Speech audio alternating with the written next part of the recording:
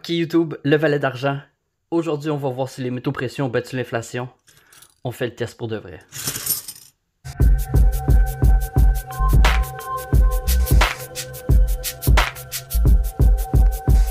Salut tout le monde, j'espère que vous allez bien. Donc, quelque chose de très important que j'aimerais ça que le monde comprenne parce que ces temps-ci, je vois beaucoup de monde qui achète les métaux précieux comme si c'était un investissement qui vous ferait devenir riche du jour au lendemain. Ils vont acheter ça quelques jours, semaines, mois après. Ils revendent tout de suite leurs métaux. Puis là, ils font pas de profit ou ils en font juste un peu. Ils attendent que les prix montent. Je veux vous expliquer, puis je veux que vous compreniez très bien que c'est pas pour faire de l'argent rapidement, ok?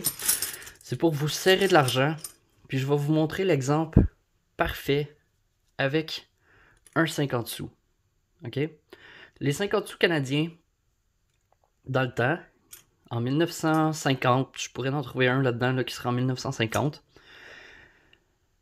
Ils étaient faits à 80% en argent métal.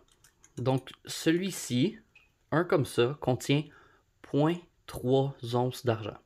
Là, pour comprendre un peu, on va se faire un petit scénario. Disons que je suis, moi, en 1950, et je m'en vais manger du McDonald's. Avec la liste de prix qu'on voit ici, avec 50 sous, je peux facilement m'acheter 2 hamburgers, une frite et une liqueur. Maintenant, on va tasser ça un peu là.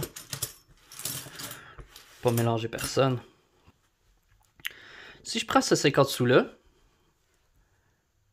70 ans plus tard, et que je l'échange pour sa valeur en argent métal, ok? Ça va me donner 10,30 $. Ok?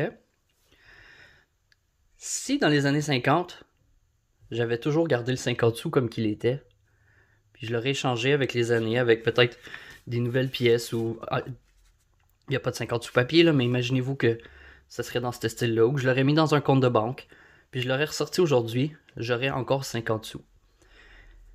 Si j'ai gardé un des 50 sous comme ça, parce qu'il est en argent métal, j'ai aujourd'hui 10,30 $. On va aller voir si je peux aller m'acheter la même chose au McDonald's avec 10,30 $, 70 ans plus tard.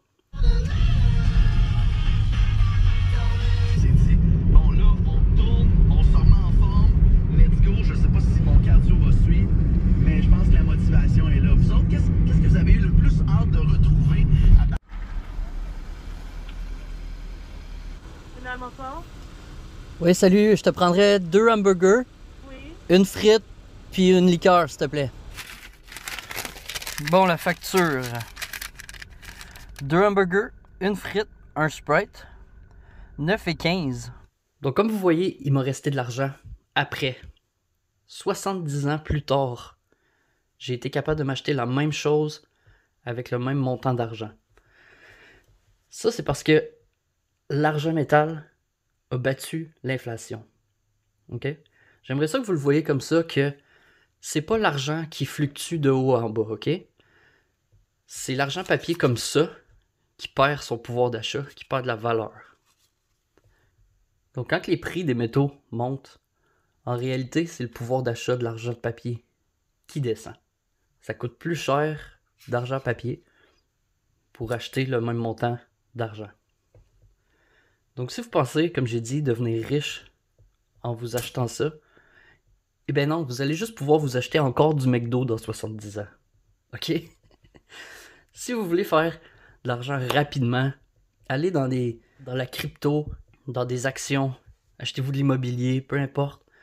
Mais ça, c'est comme votre compte épargne. Donc vous pouvez être sûr que l'argent que vous investissez dans ça est là pour rester et que vous n'allez pas la perdre. Donc, le plus important, c'est de le voir comme un compte épargne qui fait le même montant d'intérêt que l'inflation, ou à peu près. C'est sûr que ça fluctue pas exactement la même chose, comme qu'on a pu voir dans la situation que j'ai faite. Les métaux ont battu l'inflation parce qu'il m'a revenu de l'argent.